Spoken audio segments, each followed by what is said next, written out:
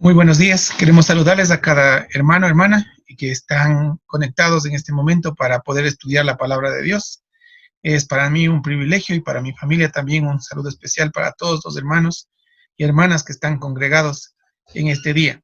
Queremos felicitarles y animarles y desear que Dios les bendiga en todo el proceso de estudios que están realizando ustedes como iglesia. Y también damos gracias al Señor porque en todo este tiempo el Señor se ha manifestado de una forma milagrosa y también de una forma maravillosa al saber que de alguna manera Él siempre es fiel a nosotros en todo lo que somos, en todo lo que hacemos, con todas las cosas que emprendemos. Él ha estado con nosotros en todo este tiempo. Agradecemos al Señor por cada detalle en nuestra vida y también de manera especial por darnos la oportunidad de poder abrir su palabra en este día y compartir el mensaje de la salvación, el mensaje de la motivación, el mensaje de la esperanza y el amor de Dios hacia cada uno de nosotros. Hoy vamos a estudiar acerca de lo que es el gran mandamiento. El gran mandamiento. Este es una muestra de lo que nosotros tenemos que ser frente a lo que Dios demanda de lo que nosotros hagamos. Por lo tanto, hermanos, les invito a que podamos poner en las manos del Señor todo este tiempo y también podamos pensar en qué es lo que significa este mandamiento tan importante que el Señor nos mandó.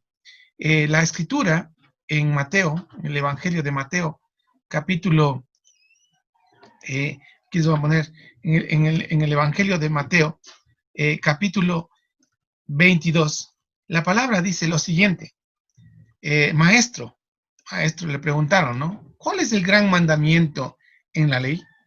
Jesús le dijo: amarás al Señor tu Dios con todo tu corazón y con toda tu alma y con toda tu mente. Este es el primero y grande mandamiento. Y el segundo es semejante: amarás a tu prójimo como a ti mismo. De estos dos mandamientos depende toda la ley y los profetas. Hermanos, este texto escrito en el Evangelio de Mateo, capítulo 22, tal vez es uno de los textos que nos ha impactado mucho en lo que tiene que ver con la doctrina del Señor. En el mismo capítulo, antes de estos versos, había un gran dilema con los saduceos en cuanto al tema de la resurrección. Cuando Jesús responde con una doctrina tan precisa acerca de la que es la resurrección, los discípulos le preguntan a Jesús y le hacen esta pregunta tan profunda que es: ¿cuál es el gran mandamiento en la ley?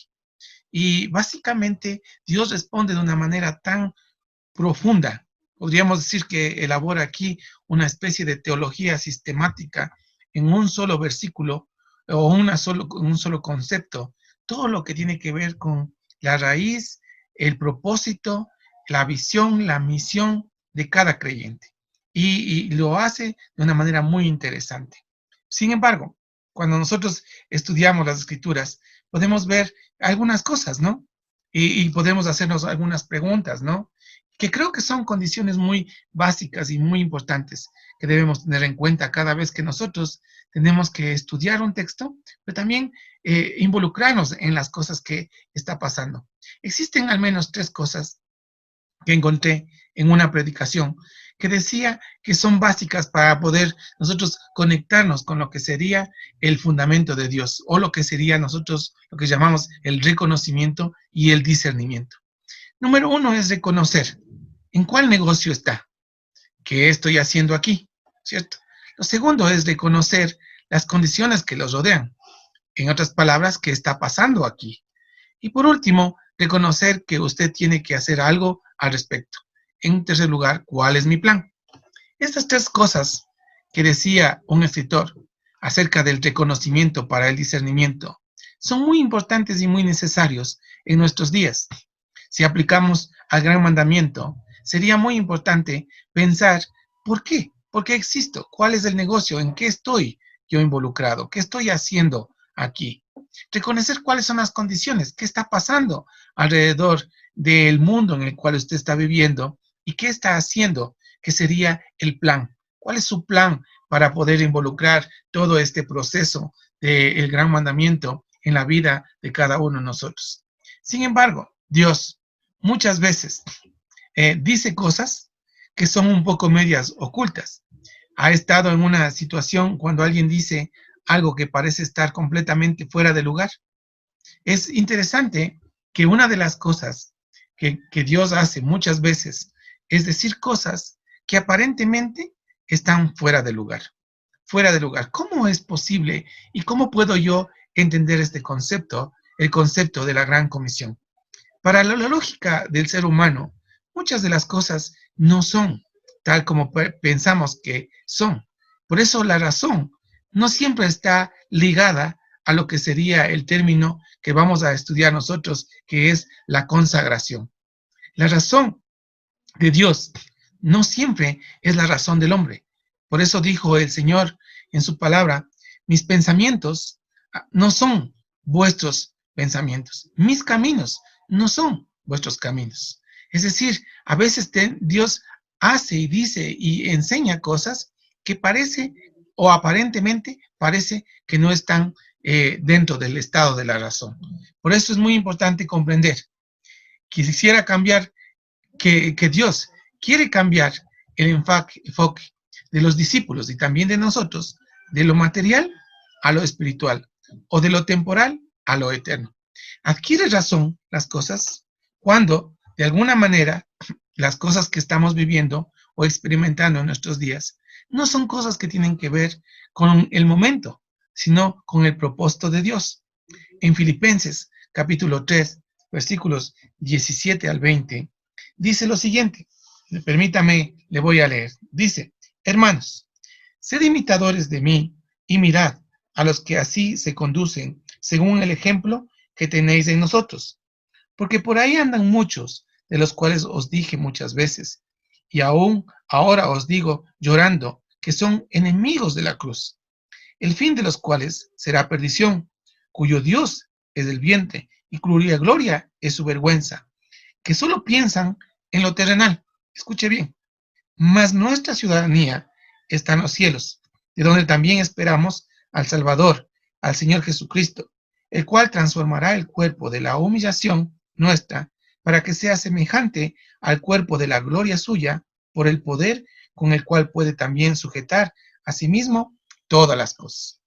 En otras palabras, el texto de Filipenses capítulo 3 nos está enseñando que el enfoque de Dios no es lo temporal, no es lo material. El enfoque de Dios es lo espiritual y el enfoque de Dios es lo eterno. Sin embargo, hay una gran necesidad hoy en día de parte del creyente y de los creyentes. Podríamos decir de todos nosotros como creyentes. A veces no logramos entender los propósitos de Dios, lo temporal, lo eterno, lo espiritual, la misión, la visión de Dios. ¿Por qué? Porque muchas veces no estamos enfocados en una cosa muy diferente a lo que deberíamos enfocarnos según el propósito de Dios. ¿Qué es la necesidad hoy en día de parte del creyente? Es un llamado a la consagración. La consagración. ¿Podemos vivir el gran mandamiento? Y podemos amar a Dios con toda nuestra mente, con todo nuestro corazón, con todas nuestras fuerzas, cuando de alguna manera estamos nosotros consagrados a Dios. Por eso, el enfoque de esta clase o el enfoque de esta predicación va a estar relacionado con esta palabra, la palabra consagración. Entonces, deberíamos preguntarnos, ¿qué significa estar consagrado o qué significa consagración? Consagración es el hecho de separar del uso común al uso sagrado. El hecho de dedicar a alguna persona o alguna cosa al servicio y adoración a Dios. Y esto me encanta, ¿no? Este concepto, ya que este concepto nos dice a nosotros que es el uso de separar algo del uso común al uso sagrado. Pero no, recordemos que no estamos hablando de utensilios materiales, sino estamos hablando de personas. Dios no busca cosas, Dios busca a las personas. El fin último de Dios siempre son las personas. En este tiempo nos hemos dado cuenta de que el mundo ha colapsado con todo su sistema y entre esos sistemas han colapsado los edificios donde están las iglesias. Es decir, no quiero menospreciar, pero hemos visto que la iglesia ha continuado con su propósito a pesar de que los templos están cerrados o han estado cerrados. Sin embargo, hermanos, eso quiere decir que el enfoque de Dios no necesariamente está en las edificaciones, sino está en las personas. El enfoque de Dios es las personas y el enfoque de las personas hacia Dios debe ser el separarse del uso común a ser parte del uso sagrado. Vamos a ampliar un poco estas informaciones. ¿Qué es lo primero? ¿Qué es lo primero que debemos tener en cuenta cuando hablamos de consagración? La Escritura nos dice que la consagración del corazón es la prioridad número uno. Por lo tanto, consagrar nuestro corazón es las cosas que tenemos que tener en cuenta. La Escritura, en varios pasajes, nos van a llevar a decirnos algunas cosas, como por ejemplo en Mateo capítulo 12, versículo 34, donde dice lo siguiente: generación de víboras. Hablando Jesús a los fariseos, les dice: generación de víboras, ¿cómo podéis hablar lo bueno siendo malos? Porque de la abundancia del corazón habla la boca. Jesús sabía que muchas veces los fariseos, de alguna manera, estaban ocultando detrás de su fachada religiosa, ocultaban lo que en realidad eran. Y les menciona de una forma muy dura, muy drástica, y revela lo que estaba en el corazón de las personas, como en este caso los fariseos, diciéndoles que son una generación de serpientes, de víboras, representantes de Satanás. Y al momento en que les dice que de la abundancia del corazón habla la boca. Por lo tanto, cuidar el corazón es la prioridad número uno del creyente. En Proverbios capítulo 4, versículo 23, vamos a irnos al libro de Proverbios capítulo 4, versículo 23, dice lo siguiente, dice: sobre toda cosa guardada, guarda tu corazón, porque de él mana la vida. Yo sé que son unos versículos muy conocidos, pero es muy importante ver que la Escritura en su totalidad está hablando acerca de guardar el corazón. ¿Por qué? Porque de él mana la vida. Consagrarse al Señor implica consagrar en primer lugar su corazón. ¿Por qué? Porque puede contaminarse, como en el caso de los fariseos.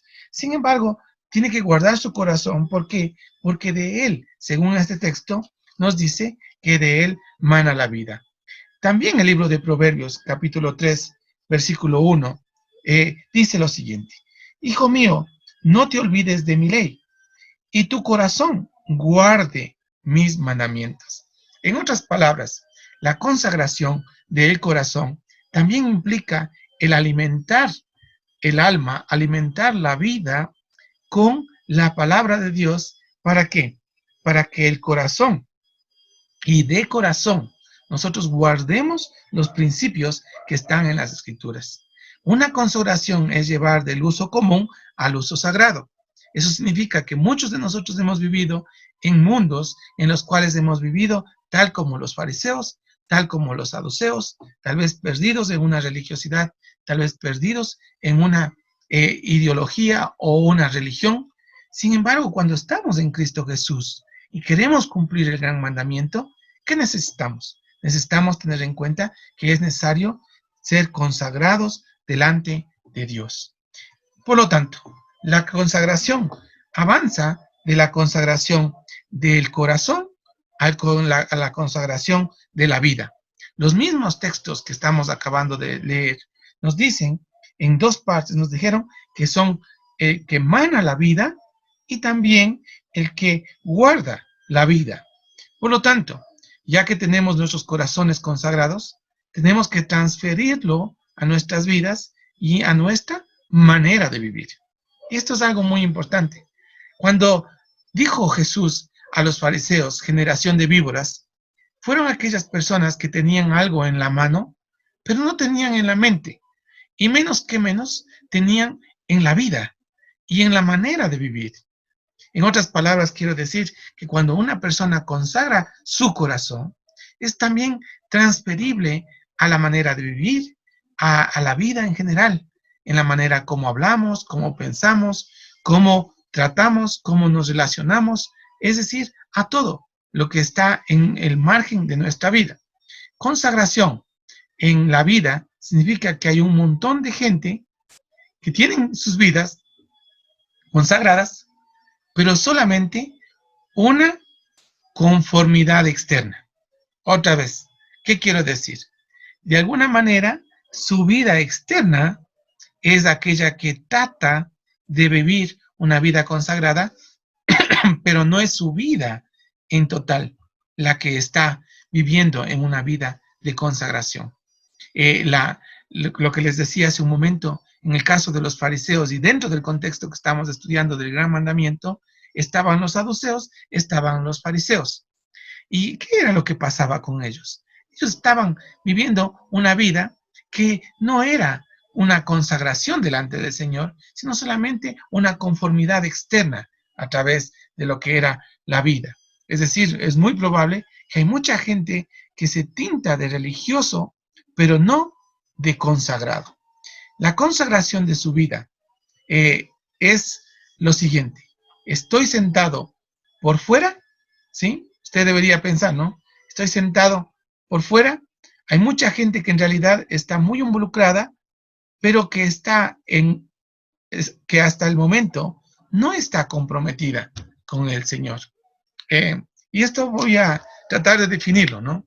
En el proceso de lo que significa el vivir y el servir al Señor, mucha gente quiere involucrarse, y se involucran de alguna manera, pero es más fácil conseguir gente para la actividad que conseguir gente para la consagración. Es decir, hay muchas personas que van a tratar de involucrarse en un evento, en una tarea, en una acción, pero a veces su vida no representa lo que realmente pasaba dentro de lo que es la intimidad con el Señor.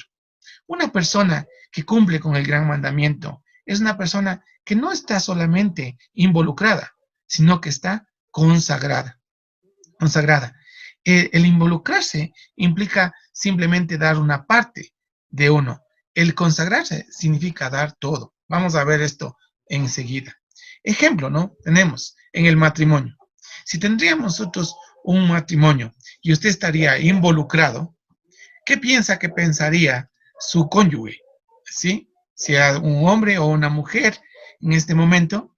Si yo me involucro en el matrimonio y no me consagro al matrimonio, significa que yo estoy parcialmente involucrado dentro de una relación, la cual a ninguna persona dentro del matrimonio va a ser de agrado. ¿Por qué? Porque será una muestra de infidelidad el hecho de que esté relacionado, pero no esté consagrado a la persona o a la familia o a lo que sería la intimidad entre el esposo y la esposa. De alguna manera, el matrimonio es una muestra de consagración, el uno por el otro, pero involucramiento, eso sería una especie de amistad, una especie de noviazgo, algo que no me compromete en realidad. Para poder ampliar esto, podríamos nosotros hacer un ejemplo. ¿Sabe cuál es la diferencia entre estar involucrado y estar comprometido? Déjeme mostrarle a través de este ejemplo. Aquí tenemos nosotros una comida. Tenemos una comida, o el desayuno, ¿no? Que usted se come día a día. Y en este desayuno, usted está mirando dos partes, dos elementos de la comida. Una que son los huevos y otro que es el tocino. Muy bien, ¿los huevos de dónde provienen? Provienen de la gallina, ¿cierto? Esta gallina, ¿qué está en relación con el desayuno? Está involucrada. ¿Por qué? Porque parte de sus productos, de su ser, que son los huevos, están involucrados dentro del plato. Sin embargo, hay otro animal que está involucrado dentro de él, que es aquí este precioso chanchito. Pero que para que el tocino sea parte del desayuno, ¿qué implica? ¿Qué tiene que dar? Tiene que dar su vida. Aquí podríamos ver que uno está involucrado y otro está comprometido. ¿Entiende? Comprometido con el Señor significa estar dispuesto a dar la vida por la relación o la situación con el Señor. El estar involucrado involucra simplemente dar una pequeña parte de lo que yo soy o de lo que yo tengo. Por lo tanto, no estoy consagrándome al Señor en la totalidad. La consagración de su vida. En el Salmo 37:5 nos dice la Escritura, nos dice, no dice, perdón, involúcrate en los caminos de Jehová, sino dice, encomienda a Jehová tu camino. Encomienda a Jehová tu camino. Y aquí vamos a ver nosotros una pequeña diferencia de palabras, pero sí una tremenda verdad en cuanto a lo que sería el hecho de ser consagrado para el Señor. Cuando la Escritura dice aquí, no dice involúcrate en los caminos, un involucrarse sería, bueno, entrar de vez en cuando, participar periódicamente. Sin embargo, encomendarse en el camino de Jehová significa caminar permanentemente con el Señor, de la mano de Él y por todos esos caminos tan complejos y tan difíciles que aparentemente son.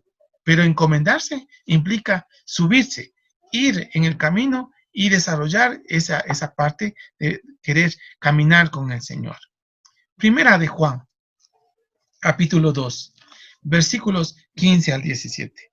Permítame leerles, ¿no? Este texto tan importante y lo que dice la Escritura, las cuales nos va a dar aquí una claridad muy profunda en cuanto a conectar el gran mandamiento con lo que sería la consagración. Dice la Escritura en Primera de Juan capítulo 2, versículo 15 en adelante. Dice, no améis al mundo, ni las cosas que están en el mundo. Si alguno ama al mundo, el amor del Padre no está en él. Porque todo lo que hay en el mundo, los deseos de la carne, los deseos de los ojos y la vanagloria de la vida, no provienen del Padre, sino del mundo. El mundo pasa y sus deseos, pero el que hace la voluntad de Dios permanece para siempre. Y esto me ayuda a entender que necesitamos consagrar nuestras vidas al Señor. Quizá por primera vez, o si no, consagrarla de nuevo. Consagrarla de nuevo al Señor. ¿Por qué? ¿Por qué? O consagrarla tal vez por primera vez. Porque esto no es un juego. Esto es una cosa muy profunda lo que está diciendo este texto. Cuando amamos al Señor con todo nuestro corazón, con toda nuestra mente y con todas nuestras fuerzas, es cuando nosotros tenemos que decidir amar solamente a Dios.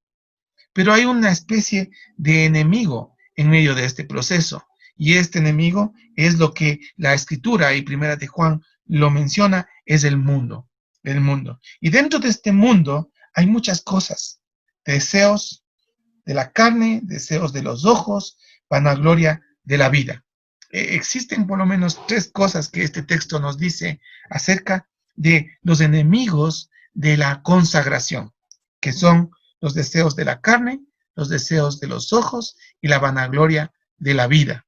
Estos deseos que están tergiversando, moviendo de algún lado al otro a las personas, hacen que nosotros nos desviáramos de lo que es el camino de Dios. Hoy en día, ¿no? Dicen que muchas cosas se viven, se comen y se compran según los ojos. Los ojos. Increíble, ¿no? ¿Por qué? Porque de ahí vienen los deseos, pero también vienen las pasiones de la carne. Esta carne que a veces no como diríamos, como Martín Lutero lo hacía, no lo flagelamos. ¿Para qué? Para que de alguna manera podamos entender que esta carne sin Cristo es siempre una cosa que se va a llevar y se va a ir de un lado, de un extremo a otro extremo. Y sobre todo, ¿no? La vanagloria de la vida. Hay mucha gente que lo tiene todo, pero que quiere alcanzar los logros, el éxito, el reconocimiento y muchas cosas como estas, que los lleva a salirse de todo esto. Y lo que es interesante, aquí Juan nos da una razón teológica muy importante. Nos dice que el mundo y sus deseos, es decir, el mundo y sus deseos serán pasajeros, no serán temporales. No sé si se recuerda antes que el pensamiento de Dios, lo que habíamos dicho antes, no es de ir de lo temporal, sino es de ir a lo eterno. no es de ir de lo que tiene que ver con lo actual, sino tiene que ver con lo que es lo espiritual. No se trata de cosas materiales, trata de cosas celestiales, se trata de cosas espirituales. Y aquí está la razón. Entonces, Primera de Juan nos enseña a nosotros que aquel que hace la voluntad de Dios es aquel que vive por siempre y permanece para siempre.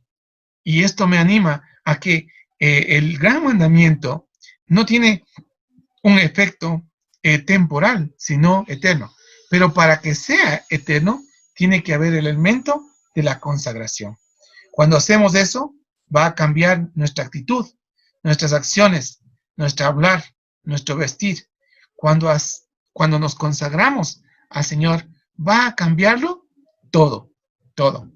Déjeme decirle y animarle, hermanos, en este día, a que podamos nosotros pensar que el estar en el Señor, el vivir para el Señor, puede hacer de nosotros una vida que sin importar cuáles sean las circunstancias, podemos tener un gozo, una paz, una esperanza. ¿Por qué? Porque cuando Cristo lo cambia todo. Y todo lo cambia para bien. Y todo lo cambia para la gloria de Dios. Por eso, podremos concluir diciendo que solamente podemos amar al Señor tu Dios con todo tu corazón y con toda tu alma y con toda tu mente y amar a tu prójimo como a ti mismo cuando tenemos una vida consagrada. Hermanos, es mi oración, el de orar que usted tenga una vida que se consagra al Señor día a día.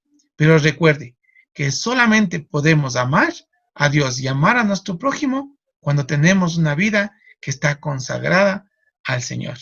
Déjeme terminar orando por usted y deseándole que Dios le bendiga. Señor, yo te agradezco por este tiempo que tú nos das y te pido, Señor, que hagamos nosotros demos ese paso de fe, ese compromiso de salir de las partes o de salir del lugar en el cual tal vez estamos en un uso común y pasemos a un uso honroso. Permítenos servirte cada día de nuestra vida, con nuestra alma, con nuestra fuerza, con nuestra mente, con nuestro corazón, a través de una vida consagrada delante de ti y para ti. Señor, solamente en ti podemos encontrar valores eternos. Y en este mundo, lo único que miraremos son valores temporales que no tienen el sentido ni la profundidad que tú quieres que tengamos en todo. Te agradezco, Señor, por la paz que nos das y la esperanza que tenemos cuando nos sometemos a ti y ponemos nuestra vida en consagración.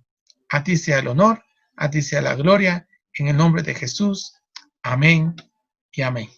Que Dios les bendiga a todos. Muchas gracias. Ha sido para mí un gusto poder compartir con ustedes. Dios les bendiga.